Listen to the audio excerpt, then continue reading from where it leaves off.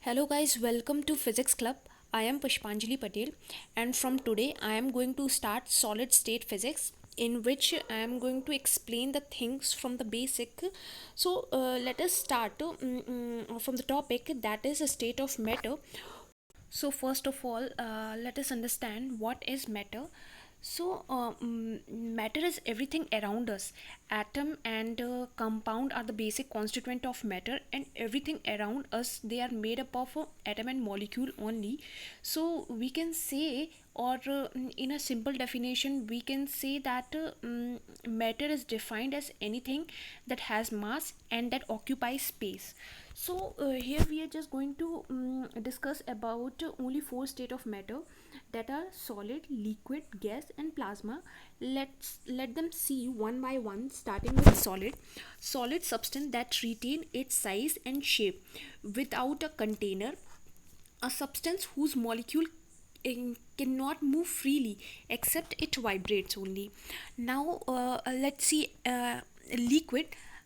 Liquid substance that flows and keep no definite shape, because the molecule are loosely packed and constantly moving. It will take only the shape of the container, but its volume is constant. Now let's move to the gas. Gas substance that only be contained if it is fully surrounded by container, a substance whose molecule are having a very negligible intermolecular interaction and they can move freely. Now let us see the fourth state of matter, that is plasma. Plasma is ionized gas. It is a gas that is superheated to the point some of its electron break away from their nuclear and they join other nuclei. So the gas of molecule are unstable, and the example of plasma is star. Let us see first the properties of solid, starting with the electrical properties. Electrical properties of solid is measured in terms of conductivity, where conductivity may be defined as the ease with which the electric current can pass through a given substance. And all solid do not conduct electricity in equal amount. Some of them have high conductivity, whereas some of them have low conductivity, or they do not conduct electricity. On the basis of conduction of electricity, solid can be broadly divided into three categories, and they are conductor, insulator and semiconductor.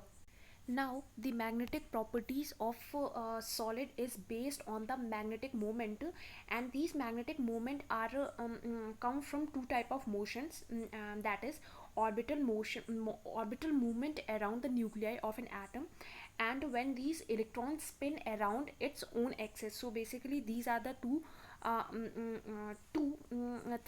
type through which we get a magnetic moment. And on the basis of these magnetic properties, solids can be classified into para, di and ferromagnet.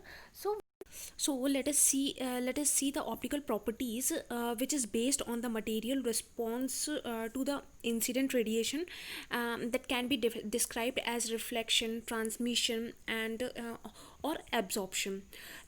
Now let's move to the thermal properties of solid. Thermal properties of material that determine how it reacts when it is subjected to excessive heat, or heat is fluctuated over the time. And few thermal properties are like heat capacity, thermal expansion, thermal conductivity and thermal stress. Now let's move to the mechanical properties of solid, that describe the characteristics such as the strength and the resistance to deform, and it also describe about the ability of object to withstand the stress applied to the object and also resist to change their shape. So this is end of my video. Thank you.